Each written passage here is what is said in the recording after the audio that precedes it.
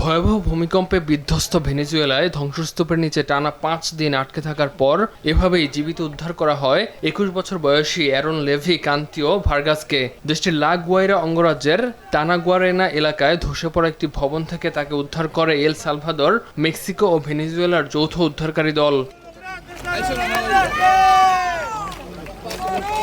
উদ্ধার অভিযানের ভিডিওতে দেখা যায় ধ্বংসস্তূপ সরিয়ে ধীরে ধীরে ভার্গাসের কাছে পৌঁছানোর চেষ্টা করছেন উদ্ধারকর্মীরা। এল সালভাদরের প্রেসিডেন্টের দেয়া তথ্য অনুযায়ী উদ্ধার কাজ চলাকালে এক সালভাদরীয় চিকিৎসক তাকে তরল খাবার ও প্রাথমিক চিকিৎসা দেন।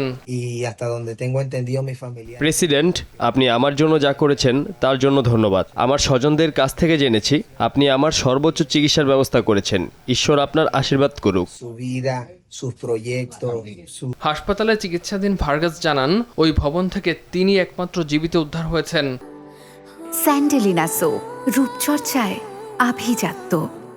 উদ্ধারকর্মীদের প্রতিও গভীর কৃতজ্ঞতা প্রকাশ করেন, বলেন ঈশ্বরের ইচ্ছাতেই তিনি নতুন জীবন ফিরে পেয়েছেন। ৫ দিন ভবনের নিচে আটকে ছিলাম, কিন্তু ঈশ্বরের কৃপায় আজ আমি বেঁচে আছি।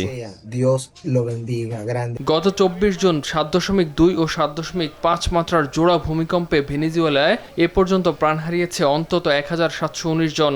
আহত হয়েছেন ৫,০০০-এরও বেশি মানুষ, আর ক্ষতিগ্রস্তের সংখ্যা ছাড়িয়েছে ১৫,০০০।